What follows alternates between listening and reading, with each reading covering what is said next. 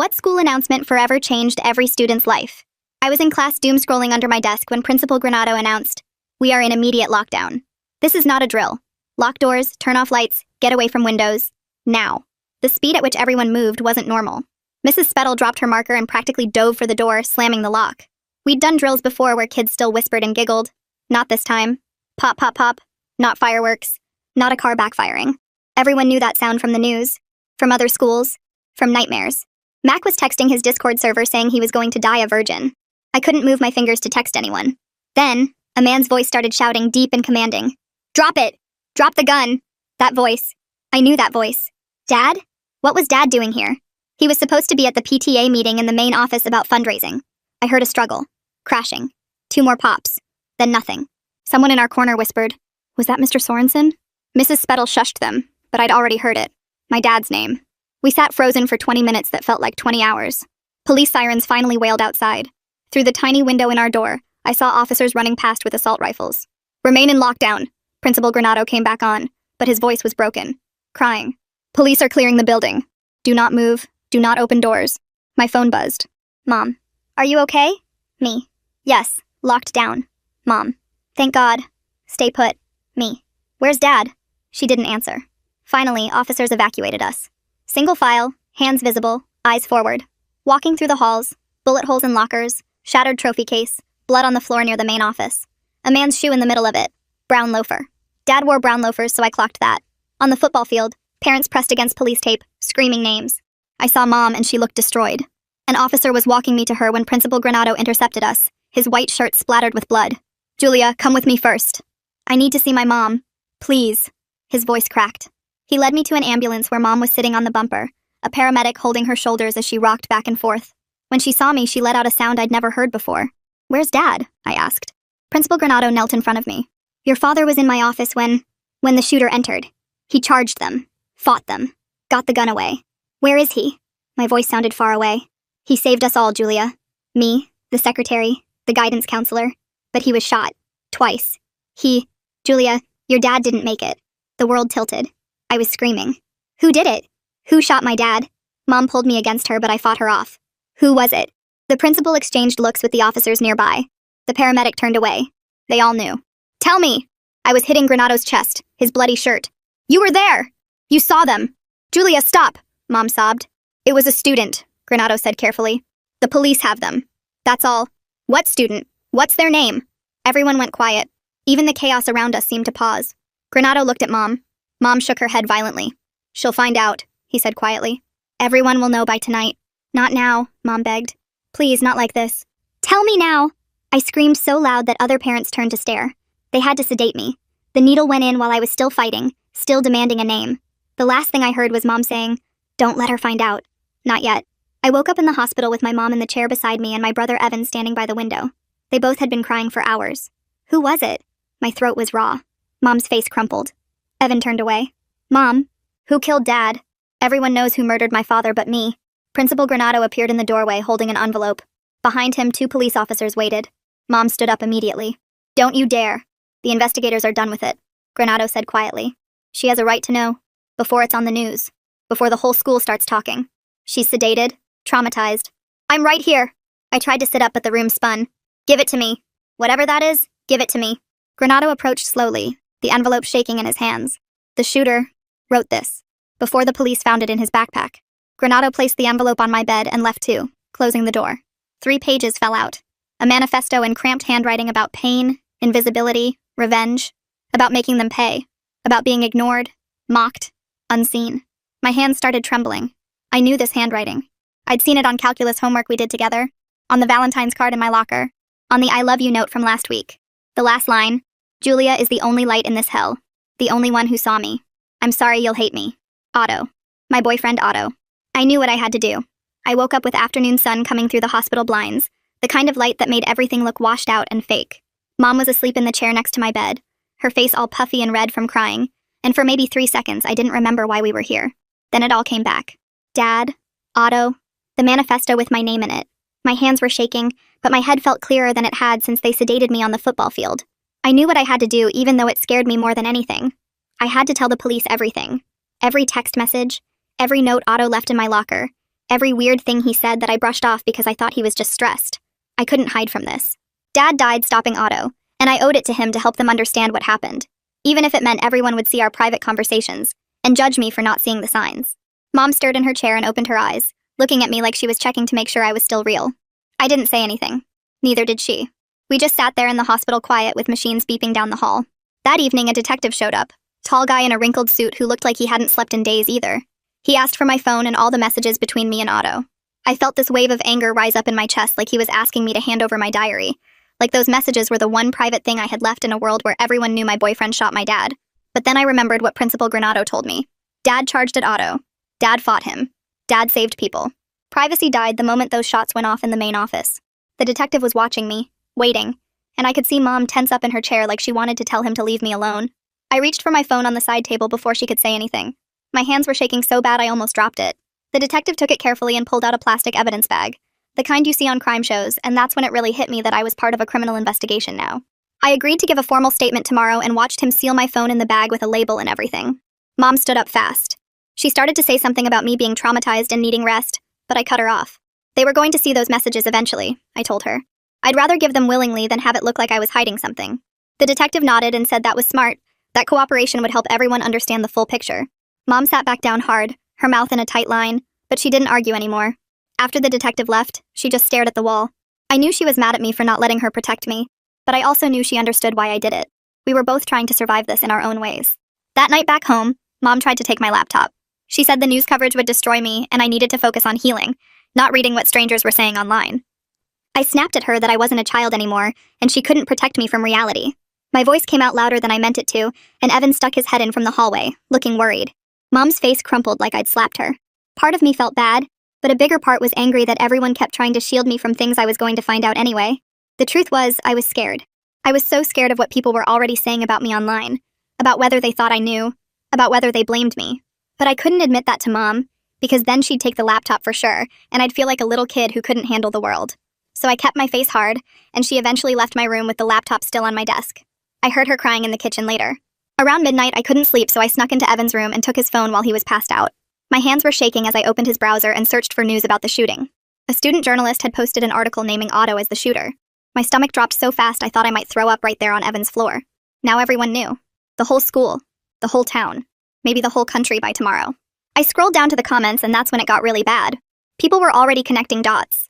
Someone wrote about seeing Otto and me together in the hallway last week. Another person asked if I knew anything. A third comment said it was weird that the shooter's girlfriend's dad was the one who stopped him. Like maybe that meant something. I wanted to throw the phone across the room, but I kept reading, torturing myself with every new comment that appeared. I went back to my room and found my own phone, the one the police had photographed and returned. It was blowing up with messages. Some people were asking if I was okay, sending heart emojis and saying they were praying for me. But others were different. Someone I barely knew from English class wrote asking how I could not have seen it coming. Another person, a guy from the soccer team, sent a message saying they trusted me and now people were dead. Each message felt like a punch. I kept scrolling, reading them all even though each one made me feel worse. There were so many.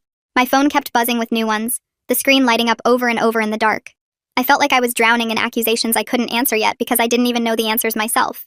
How was I supposed to know Otto was planning this? What signs did I miss? The questions spun in my head until I wanted to scream. Lying there in the dark hospital room where they'd kept me for observation, I kept replaying last week. Otto had left a note in my locker saying he loved me. I remembered opening it between classes, smiling at his messy handwriting, feeling warm inside because he'd taken the time to write it instead of just texting. Now I was torturing myself, going through every conversation we'd had in the past month, looking for signs I should have seen. He'd been quieter lately, more intense when we talked about stuff. But I thought he was stressed about college applications. Everyone was stressed about college applications. How was I supposed to know he was planning to bring a gun to the school and shoot people? How was I supposed to know he was writing a manifesto with my name in it? The guilt sat on my chest like a weight, making it hard to breathe. Maybe if I'd asked more questions. Maybe if I'd noticed he was pulling away from other people. Maybe if I'd been paying better attention instead of worrying about my own stuff. The next morning, Mom and I got into a huge fight about Dad's funeral. She wanted a closed casket. I needed to see him one more time. She said it would be too hard, that I should remember him the way he was. I said I couldn't say goodbye without seeing him. We were both crying and yelling in my hospital room until a nurse knocked on the door to check if everything was okay. After the nurse left, we kept fighting, but quieter. Mom said she was trying to protect me from more trauma. I said I was already traumatized and seeing Dad couldn't make it worse. Finally, I realized we were fighting because it was easier than sitting with the grief that was crushing both of us. It was easier to yell about funeral arrangements than to admit that Dad was really gone, and neither of us knew how to keep living without him.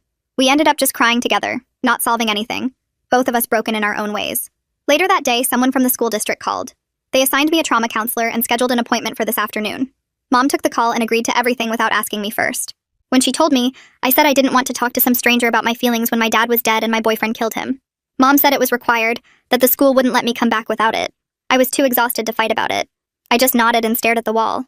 What was I supposed to say to a counselor anyway? That I loved someone who turned out to be a monster? That I missed Otto even though I hated him? That I couldn't stop seeing Dad's brown loafer in the middle of all that blood? None of it made sense, and talking about it wasn't going to make it make sense. That night I had a nightmare. I was back in class and heard Principal Granado's voice on the intercom saying we were in lockdown. Then the pops, 3 of them, echoing down the hallway.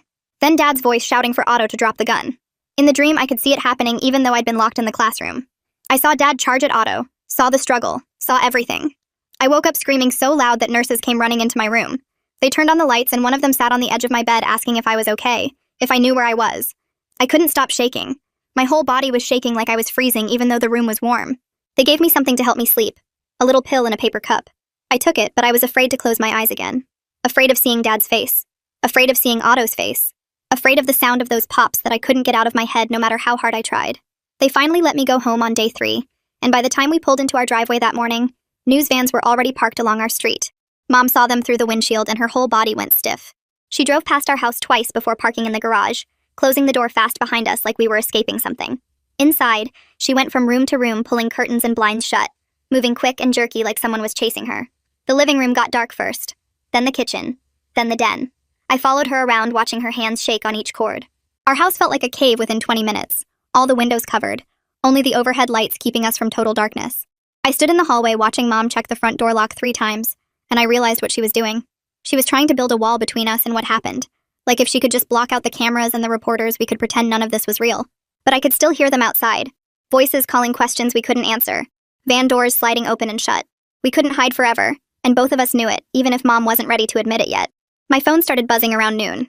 I'd left it off since the hospital, but Evan brought it to me saying the detective needed to reach me. The second I turned it on, notifications exploded across the screen.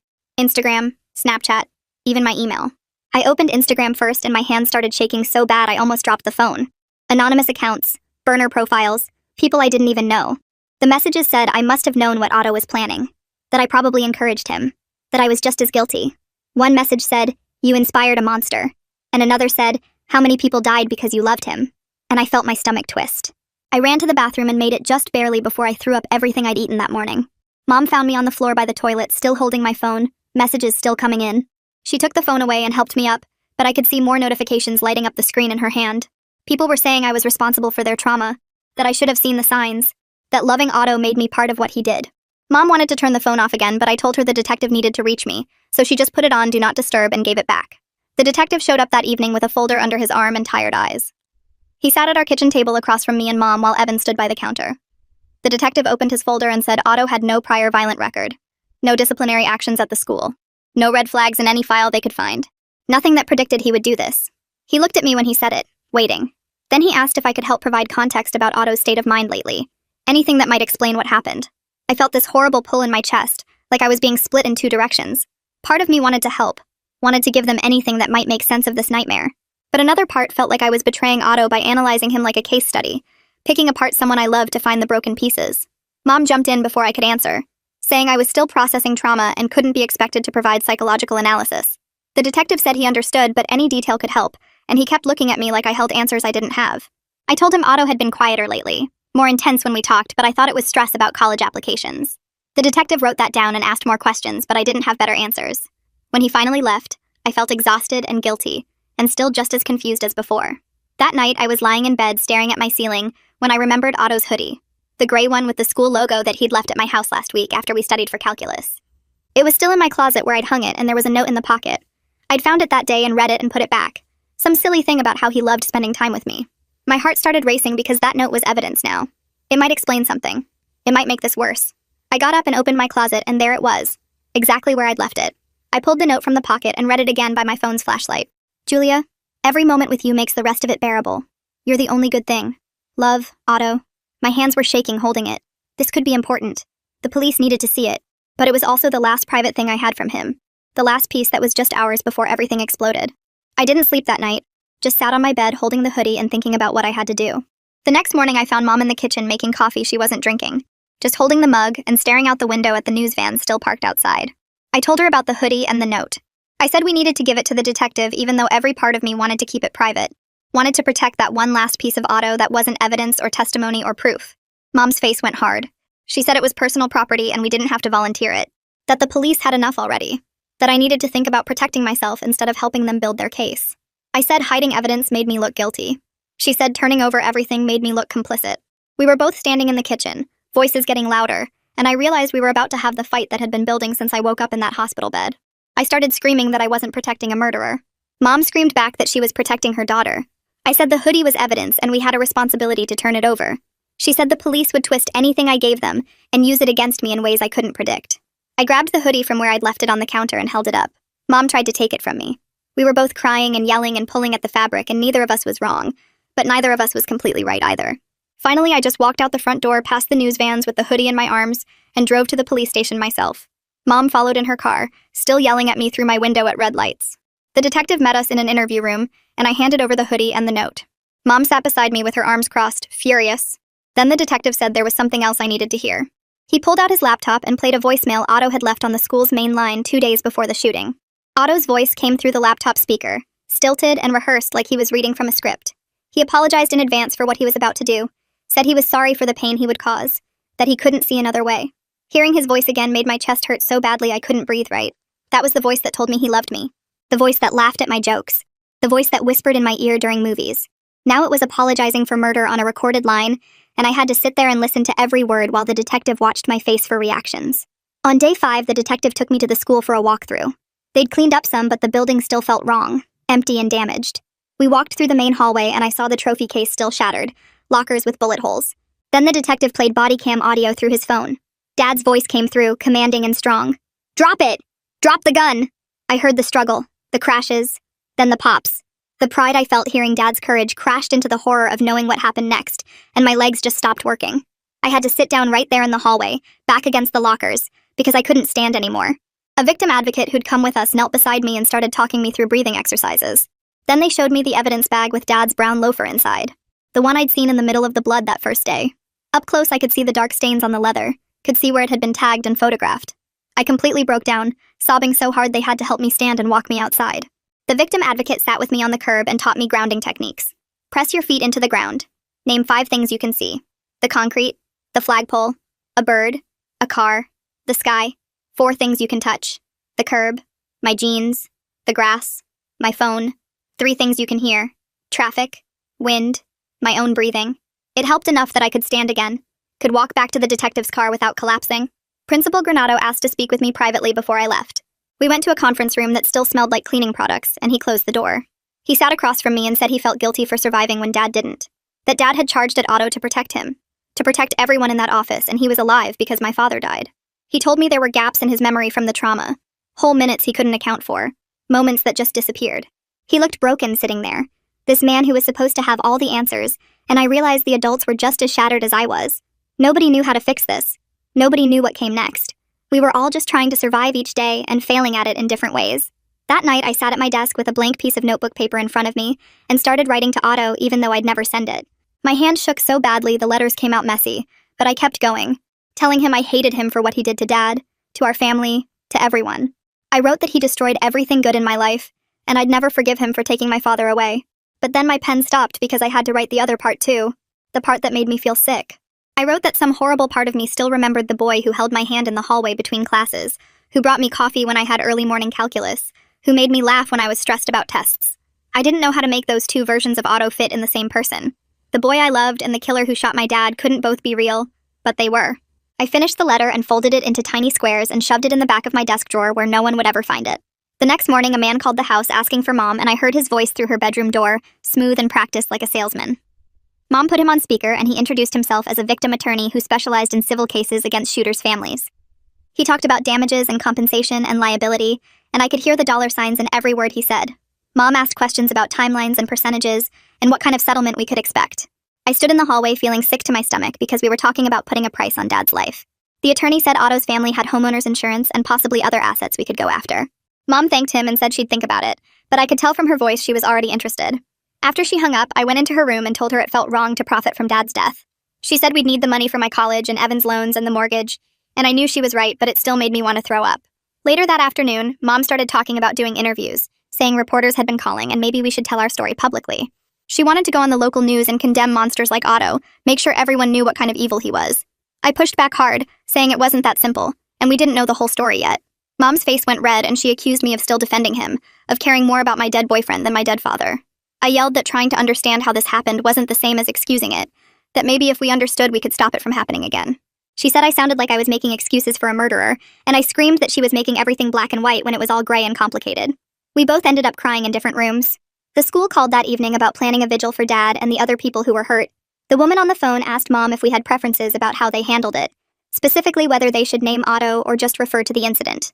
Mom said immediately that they should erase his name, never speak it, treat him like he never existed. The woman asked if I agreed, and I sat there on the couch not knowing what to say.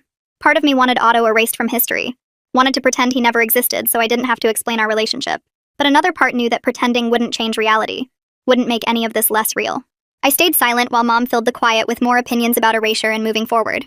The woman said she'd take our thoughts into consideration and hung up. Mom looked at me like she was waiting for me to agree with her, but I couldn't. That night, Mac texted me for the first time since the shooting. The message just said people at the school were blaming me, that rumors were spreading I must have known about Otto's plans. He said some kids were saying I probably encouraged him or didn't stop him when I could have. Mac didn't defend me in the text, didn't say he thought the rumors were wrong. He just reported what people were saying like he was a messenger with no opinion of his own. I stared at the message feeling this deep sense of betrayal, because Mac and I had been friends since middle school. We'd sat together at lunch, studied together, complained about teachers together. Now he was telling me people thought I was responsible for their trauma and he wasn't even saying they were wrong. I didn't text him back. I opened my laptop and started writing an email to Otto's mother, even though I knew it was probably a terrible idea. I wrote that I was sorry for her loss too because she lost her son even though he was still alive. I said I didn't think she was a monster, that parents can't always see what's happening in their kids' heads. I told her I was sorry she had to live with what Otto did, sorry people probably hated her for something she didn't do. I wrote that I knew everyone expected me to hate her, but I couldn't hate someone who was suffering just like I was suffering, just in a different way. My finger hovered over the send button for a full hour. I kept thinking about what Mom would say if she found out, how she'd probably ground me or take away my laptop or worse. But I needed this woman to know that not everyone blamed her, that at least one person understood her pain. I hit send before I could change my mind, and then immediately felt scared and relieved at the same time. The detective called the next morning and his voice was sharp and serious. He asked if I'd contacted Otto's family and my stomach dropped because somehow he already knew. I admitted I'd sent an email to Otto's mother and he told me not to contact them again because it could mess up the case. He explained that any communication between us could be seen as witness tampering or could give the defense ammunition they didn't need. I said the email was already sent, and there was nothing I could do to take it back. He sighed and said to not do it again, then hung up. Sitting there with my phone in my hand, I felt this small spark of something like power. Everyone wanted to control how I grieved and who I was allowed to feel sorry for, but I'd made my own choice. It was probably stupid and definitely risky, but it was mine. That afternoon, I had my therapy appointment and the counselor asked how I was handling the guilt. I told her I kept thinking about whether my relationship with Otto somehow caused this or could have stopped it. She leaned forward and explained the difference between responsibility and influence, how Otto made his own choices and I couldn't have controlled what he decided to do. She said I could have influence on someone without being responsible for their actions, that loving someone doesn't make you accountable for their violence. It was the first time anyone had given me permission to not carry all of this guilt on my shoulders. She taught me this thing where I imagined putting the guilt in a box and setting it down, just for a minute, just to see how it felt to not hold it. I tried it and felt this tiny bit lighter, like maybe I could breathe a little easier. The relief only lasted a few minutes before the weight came back, but those few minutes mattered. That night I checked my email obsessively, refreshing every few minutes even though I told myself not to expect a response. Around 9, Otto's mother replied. Her message was short and careful, saying she'd like to meet with me privately if I was willing. She suggested a park bench in a town 2 hours away where no one would recognize us. Reading her words made my hands shake so badly I almost dropped my phone. This felt dangerous and necessary at the same time, like we were the only two people in the world who understood this specific impossible pain. Everyone else was either a victim or an outsider, but we were both, stuck in this terrible middle space. I wrote back saying yes before I could overthink it. We met on a Saturday morning at a park I'd never been to before. I got there first and sat on the bench watching families play with their kids on the playground. Normal people living normal lives. Otto's mother arrived 10 minutes later, and I recognized her immediately from the one time I'd met her when Otto and I were dating. She looked older now, tired in a way that went deeper than just not sleeping. We both started crying before either of us said anything. She told me she was sorry my father died and I could hear in her voice that she meant it, that this was destroying her too. I said I was sorry her son was facing life in prison, and she broke down harder. We sat there on that bench crying and apologizing for different things, for losses that weren't really comparable but somehow felt connected. She said she kept trying to understand how her boy became capable of this, and I said I was trying to understand the same thing.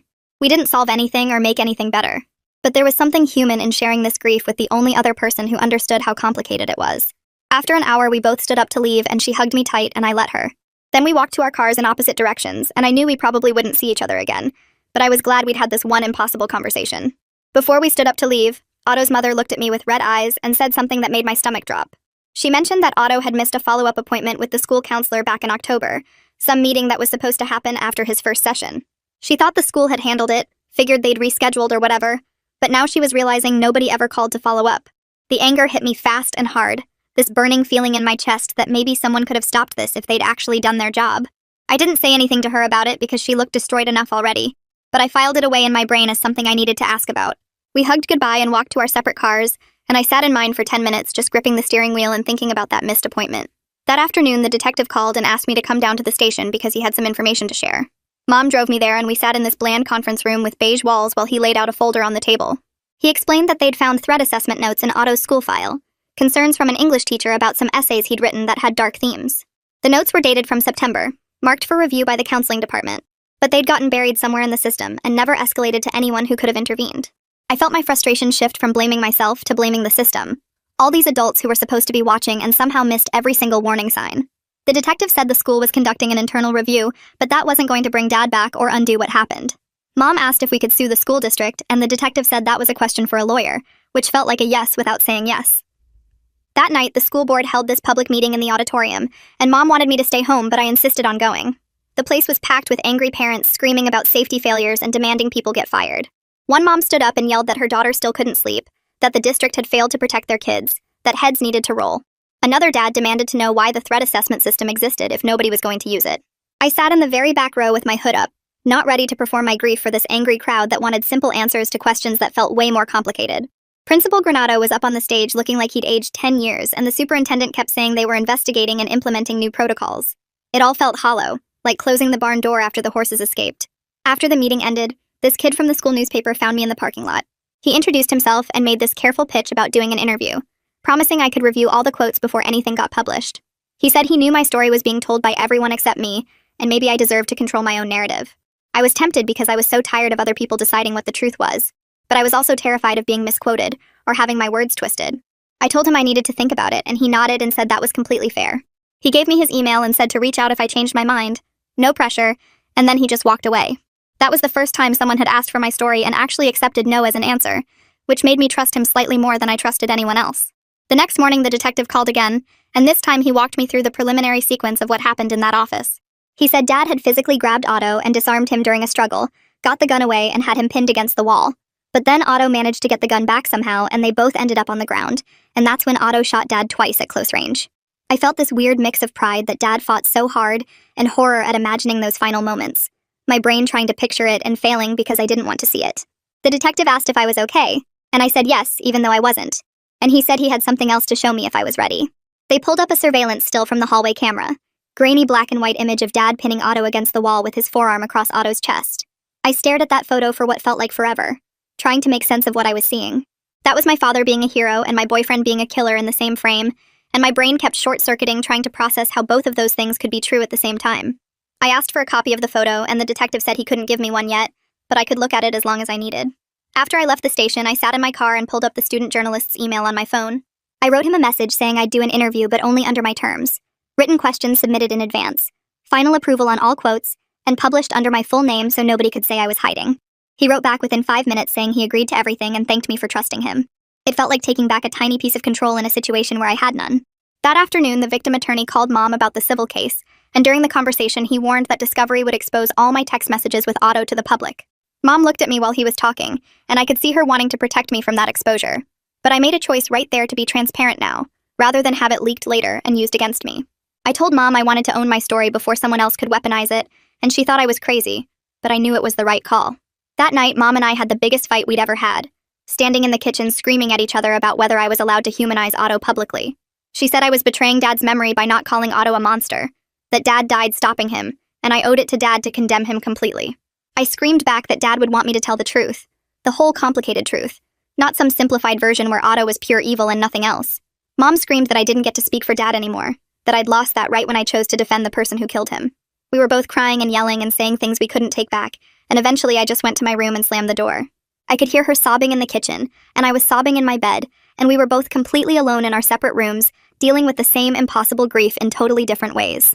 The next morning, Mom drove me to therapy without speaking, both of us still raw from last night's fight. The counselor's office smelled like lavender and had those generic motivational posters on the walls that usually made me roll my eyes. She had me sit in this oversized chair that swallowed me up and asked how I was doing, which felt like the stupidest question anyone could ask. I told her about the fight with Mom, about how Mom wanted me to hate Otto completely, and I couldn't do that even though I wanted to. The counselor pulled out this worksheet with 2 columns and had me write contradictory truths that were both real at the same time. Otto loved me, and Otto killed people. Dad was a hero, and I'm allowed to grieve my boyfriend too. Otto was kind to me, and Otto caused unimaginable pain. Seeing them written out like that made my brain hurt less somehow, like maybe I didn't have to choose between them. She taught me this grounding technique where I pressed my feet hard into the floor and named 5 things I could see, 4 things I could touch, 3 things I could hear. We practiced it over and over until my breathing slowed down and the tightness in my chest loosened a little. She said cognitive dissonance was normal, that my brain was trying to make sense of information that didn't fit together. She gave me a crisis plan card with steps to follow when the contradictions felt unbearable, and I folded it into my pocket like a lifeline. Day 12. The school partially reopened with metal detectors at every entrance and cops stationed in the hallways. Mom wanted to keep me home, but I needed to see it. Needed to walk through those halls and prove to myself I could do it. The accommodation plan said I could leave any class if I got triggered and go straight to the counselor's office, no questions asked. Evan drove me because Mom couldn't handle it, and when we pulled into the parking lot, I saw the news vans were still there. Walking through the front doors felt like entering a crime scene that someone had tried to clean up but couldn't quite erase. The trophy case was boarded up with plywood. The lockers near the main office had been replaced, but you could still see the bullet holes in the wall behind them. Counselors stood at every corner wearing these bright yellow vests like they were directing traffic. I made it to my locker and my hands were shaking so bad I couldn't work the combination. A counselor came over asking if I needed help, and I waved her off because I needed to do this myself. Finally got it open, and just stood there staring at my books like they were artifacts from another life. Made it to first period and sat in my usual seat, pressed my feet into the floor like the counselor taught me. 5 things I could see. Whiteboard, clock, Mac's empty desk, the door, Mrs. Spettle's coffee mug. 4 things I could touch. Desk surface, my jeans, my backpack strap, the pencil in my hand. Made it through the whole period without leaving, and that felt like the tiniest victory. Like maybe I could survive this after all. Between first and second period, I saw Mac in the hallway, and he looked right at me, then immediately turned away. Just completely avoided eye contact like I was invisible or contagious. I heard someone whisper behind me, "That's her," the girlfriend, and my whole body went cold. 2 girls I used to eat lunch with walked past without acknowledging me, and I wanted to grab them and scream that I'm a victim too, that I lost my dad and my boyfriend in the same horrible moment. But I knew some people would never see me as anything but complicit, like I should have known or could have stopped it. The loneliness crushed down on me so hard I had to lean against a locker to stay upright. A freshman stared at me with this mix of fear and fascination, like I was a museum exhibit about tragedy. I made it to second period and sat in the back corner where I could see the door, which the counselor said was normal for trauma survivors. Spent the whole class feeling like everyone was looking at me even when they weren't, like my connection to Otto was written across my forehead in permanent marker. After third period, a teacher I barely knew pulled me aside in the hallway and said all my assignments had flexible deadlines, that I should just focus on getting through each day. She was trying to be kind and I appreciated that, but it also made me feel marked as damaged, like I was the broken student who needed special accommodations. I thanked her and felt this weird mix of gratitude and resentment at the same time. Grateful that someone was cutting me slack, but hating that I needed it, hating that everyone could see how not okay I was. Another contradiction to add to my list. I appreciate the accommodation, and I hate the special treatment. The counselor would probably say that's normal too, that grief doesn't follow logic. Made it to lunch and couldn't face the cafeteria, so I ate in my car, scrolling through messages from people I hadn't heard from in weeks, suddenly checking if I was okay. Deleted most of them without responding because I didn't have the energy to perform being fine or being devastated or whatever they wanted from me. Principal Granado found me in the parking lot after lunch and asked if I'd be willing to speak at a staff debrief about my experience. He said it would help teachers understand what students were going through, that my perspective would be valuable. I looked at him standing there in his clean shirt, nothing like the bloody one from that day, and I felt this surge of protectiveness over my own story. I told him no, firmly and clearly, that I wasn't ready to be an object lesson for anyone's healing process. He looked disappointed but nodded and said he understood, that the offer stood if I changed my mind. Walking away from that conversation felt good, like I was learning to protect myself instead of just performing for everyone else's needs. Setting that boundary made me feel slightly more in control, like maybe I could decide what I shared and when I shared it. The counselor had said boundaries were important, that I didn't owe anyone my trauma just because they asked for it. This felt like practicing that, like taking back tiny pieces of autonomy in a situation where I'd had none. That night, I checked my email and found a message from Otto's mother with a photo attached. The subject line said, "I'm sorry for the wait of our meeting." And when I opened it, I saw a picture of Otto as a little kid, maybe 7 or 8 years old, wearing a soccer uniform and grinning at the camera. His front teeth were missing and his hair was messy, and he looked so normal, so innocent, so incapable of what he'd grow up to do. I stared at that photo for probably 20 minutes, zooming in on his face and trying to see some hint of the violence to come. But there was nothing. Just a regular kid who probably had no idea his life would end up like this. The note from his mother apologized for how heavy our park bench conversation must have been. Said she hoped I was taking care of myself. I felt this deep ache looking at that little boy, knowing he'd grow up to kill my father and destroy so many lives, including his own. No sense of absolution came from seeing the photo, no resolution or understanding. Just this raw grief for everyone involved, for the kid in the photo and the man he became, and the father he took from me.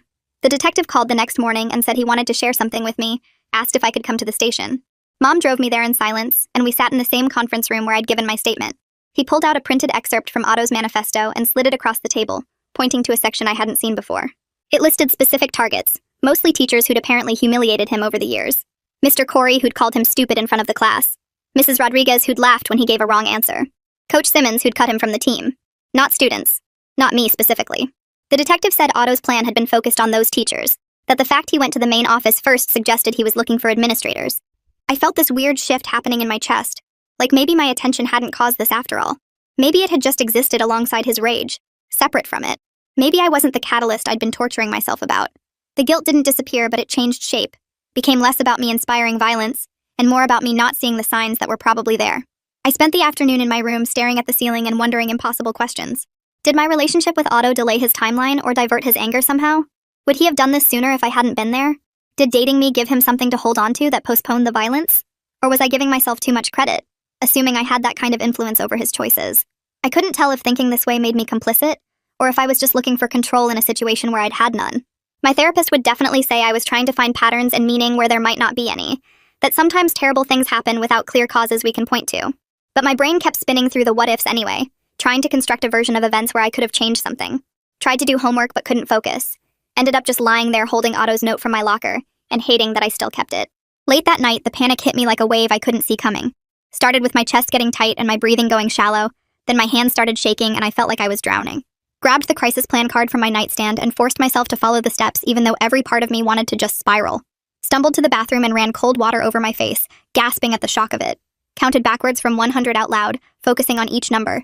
99, 98, 97. Texted the crisis line the counselor had given me, and someone responded right away with grounding prompts. Name 5 things you can see right now. Sink, mirror, towel, toothbrush, tile floor. 4 things you can touch. Cold porcelain, wet face, cotton shirt, bathroom counter. Kept going through the exercises until the drowning panic shifted to something more tolerable. Still bad, but manageable. Not okay, but not completely falling apart either. Crawled back into bed, and that felt like progress somehow. Like I'd used the tools instead of just suffering through it. Still felt terrible, but I'd moved from can't breathe panic to regular distress, and the counselor had said that counted as a win. The student article published the next morning, and I made myself read it even though I was terrified. My quotes were there exactly as I'd approved them, talking about grief and confusion and not having easy answers. The comments section filled up fast, and I watched them roll in with my stomach in knots. Some people showed real empathy, said they were sorry for my loss and appreciated my honesty. Others called me attention-seeking, said I was trying to make myself the victim when real victims had died or been traumatized. Someone wrote that I probably knew all along and was covering my tracks with fake grief. Each negative comment felt like a punch, but I kept reading anyway, making myself sit with the discomfort instead of running from it. My nervous system rode the waves of anxiety, spiking with each cruel comment and settling slightly with each kind one. Didn't drown in it, though. Didn't spiral into full panic. Used the breathing techniques and the grounding exercises, and just let the feelings exist without trying to fix them. Closed the laptop after an hour and realized I'd survived it, that I could handle people's judgments without completely falling apart. Took that as a win, even though everything still hurt, even though nothing was resolved. Progress wasn't feeling better. It was just staying present while feeling terrible, and somehow that was enough for today. That night, Mom told me the school board was meeting to vote on a memorial policy and asked if I wanted to watch the live stream. I said no at first, but then changed my mind because I needed to see how they'd handle this. Sat on the couch with my laptop while Mom made tea she wouldn't drink. The board members looked tired and scared, shuffling papers and avoiding eye contact with the camera. They voted to memorialize victims only with no public mention of the shooter's name in any official materials. The motion passed unanimously, and parents in the audience clapped. I felt this weird mix of relief and sadness because erasing Otto wouldn't erase what happened, but I understood why people needed him to disappear. Mom squeezed my shoulder, and I let her, even though part of me wanted to pull away. Closed the laptop and went to my room where I pulled out a notebook and started writing Dad's eulogy because the funeral was in 2 days and I couldn't let someone else tell his story. Wrote about how he coached Evan's Little League team even though he knew nothing about baseball and made terrible puns that made everyone groan. Wrote about his obsession with grilling and how he'd stand outside in winter with a spatula talking to the burgers. Wrote about the time he cried watching my 8th grade graduation and tried to pretend he had allergies. I wanted people to remember him as human, and not just as a hero because symbols don't leave daughter-shaped holes in the world. Finished writing as the sun came up and my hand was cramping, but I felt like I'd done something right for once. That afternoon, the detective came by to collect Otto's hoodie and all his notes, and I'd already pulled them from my closet. Mom tried to talk me out of it one more time, but I walked past her and handed everything over in a plastic bag. The detective thanked me and said this would help build a complete picture. Letting go of those last physical pieces felt like releasing control and choosing truth over protecting myself. Scared me, but also felt right in a way I couldn't explain. Mom was quiet after he left, and I knew she was mad, but I didn't apologize. Later that evening, she met with the victim attorney in our dining room, and I sat in the kitchen pretending not to listen. Heard words like compensation and damages and negligence, and my stomach turned. The attorney left papers for Mom to sign, and she did it right there with her mouth set in a hard line. I felt uneasy about it, even though I understood we'd have bills and probably therapy costs forever. Our goals were splitting apart, and I could feel it. She wanted justice and money, and I wanted understanding and maybe some impossible version of forgiveness that didn't exist yet. Didn't say anything because what could I say that wouldn't start another fight? The next morning, Principal Granado texted asking if I'd meet him at a coffee shop, and I almost said no, but something made me agree. He was already there when I arrived, looking older than he had 2 weeks ago. We sat outside even though it was cold, and he apologized for that day on the field when I was screaming at him. Said he should have handled it better, and he was sorry I found out that way. I told him I was sorry for hitting him and for all the things I yelled. He said he didn't blame me for my rage, and I said I didn't blame him for surviving, and something softened between us. Not forgiveness exactly, but maybe understanding. He bought me hot chocolate, and we didn't talk much after that, but it felt okay to just sit there. My therapy appointment that afternoon introduced new techniques, and the counselor had me close my eyes and imagine a safe place. Described a mental room with thick walls and a door I could lock. Then she had me hold these buzzers that vibrated in alternating patterns while thinking about the trauma. Called it bilateral stimulation, and said it could help process the memories. Felt measured hope that maybe I could live with this eventually. The tools didn't fix anything, but they made the pain slightly more manageable, like turning the volume down instead of off. Practiced the techniques for an hour until my brain felt tired but calmer. That night, I finally messaged Mac to clear the air about the rumors. Asked him straight out if he'd been talking about me, and he took 20 minutes to respond. When he did, he apologized for not defending me when people were saying things. Admitted he was scared of being associated with me and didn't want to become a target too. I appreciated the honesty even though it hurt to know he'd chosen safety over friendship. Told him I understood and meant it because I probably would have done the same thing in his position. We didn't make plans to hang out, but at least the air was cleared. The next morning, I woke up early and grabbed my phone and opened the voice memo app. Started recording everything I needed to say to Otto. Told him I hated him for killing Dad and destroying my family. Told him I was angry he'd put his pain above everyone else's safety. Told him I didn't understand how he could love me and still do this. Talked for 15 minutes until my voice was raw and my hands were shaking. Then I played it back once and deleted it without sending. The release came from saying the words out loud and not from him hearing them. That was enough. Later that afternoon, Otto's mother emailed saying she was moving to another state to escape the threats and harassment. People had spray painted her house and someone threw a brick through her window. Said she couldn't stay in a place where everyone wanted her dead for something her son did. I felt both empathy for her impossible situation and relief that this distance might help both of us heal. Wrote back wishing her luck and meant it because she was suffering too, even if people didn't want to admit it. The detective called that evening while I was eating dinner, and Mom answered, then handed me the phone with a worried look. He told me there was a preliminary hearing date set for next month, and I might be asked to testify about Otto's state of mind and our relationship. The anxiety hit immediately and my chest got tight, but I used the grounding techniques from therapy. Pressed my feet into the floor and counted my breaths and named 5 things I could see. The panic stayed contained instead of spiraling, and I told the detective I'd do whatever was needed. Hung up and sat there feeling proud of myself for using the tools and staying present instead of falling apart. The therapist's office felt smaller than usual when she brought up the preliminary hearing scheduled for next week. She leaned forward in her chair and asked if I'd thought about attending, then immediately followed with her recommendation that I shouldn't go.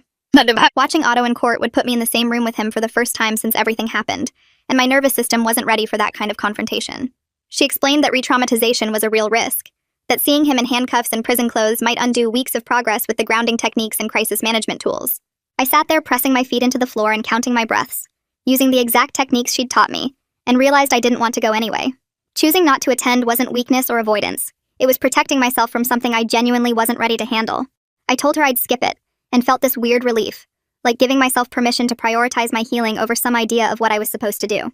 The student journalist texted me that afternoon asking for comment on the upcoming hearing, probably hoping for some dramatic quote about facing Otto in court. I typed out a polite decline and hit send without the usual anxiety spiral about whether I was making the right choice. Each time I said no to something that didn't serve me, the decision got a little easier, like I was learning to trust my own judgment instead of constantly second-guessing myself. He responded with a simple acknowledgement and didn't push, which made me respect him more than if he'd tried to convince me. Mom picked me up from therapy and drove us to the school for the memorial unveiling, and I could see the news vans already parked along the street. The main hallway had been blocked off with temporary barriers, and a small crowd gathered near the trophy case, where they'd installed a bronze plaque with Dad's name. Principal Granado stood beside it looking older than I remembered, and Evan waited by the water fountain with his hands shoved in his pockets. Mom squeezed my hand as we walked up, and I felt this quiet sorrow mixed with gratitude that Dad had a place now where people could direct their grief. The plaque listed his name, the date, and a simple inscription about courage and sacrifice, and I traced the letters with my fingers while people took photos. Evan put his arm around my shoulders and we stood there together, not saying anything, just existing in the weight of it. People needed this memorial, needed somewhere physical to process what happened, and now they had it even if it couldn't bring Dad back or make sense of any of this. That night, Mom made pasta, and we sat across from each other at the kitchen table in tense silence, both of us exhausted from the memorial and everything else. She started talking about grief counselors and support groups, and I could feel us heading toward another fight about how we were each handling things differently. I stopped her and suggested we needed some ground rules instead of constantly battling over whose approach was right.